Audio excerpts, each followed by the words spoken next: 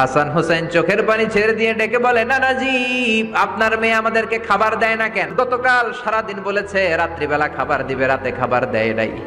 আমাদেরকে বলেছে তোমরা ঘুমিয়ে যাও, আমি রান্না করি সকালে দিব। ঘুমায় গেলাম, সকালবেলায় খাবার চাইলাম, আপনার মেয়ে ফাতেমা তখন আমাদেরকে খাবার দেয় না। দাদা, আমরা ছোট্ট দুইটা মানুষ ক্ষুধার জ্বালায় বেহুশ হয়ে যাই, আর সহ্য করতে পারি না, আপনার মেয়ে খাবার দেয় না।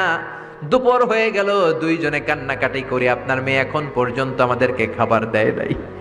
আমরা দুজন তো আর সহ্য করতে পারি না, কেন আপনার মেয়ে আমাদের সাথে এমন করে? আপনার কাছে বিচারে দিলাম, আপনি বিচার করেন।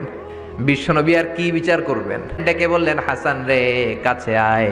বিশ্বনবী শাম দেশের জুব্বা পড়তেন, শাম দেশের জুব্বাটা উপরের দিকে উঠালেন, হাসান রে দেখালেন, এই তো দেখ তোর নানার পেটের মধ্যে 3টা পাথর বাঁধা। একদিন না খেয়ে থাকার কারণে তোদের পেটে এত জ্বালা, এত কষ্ট।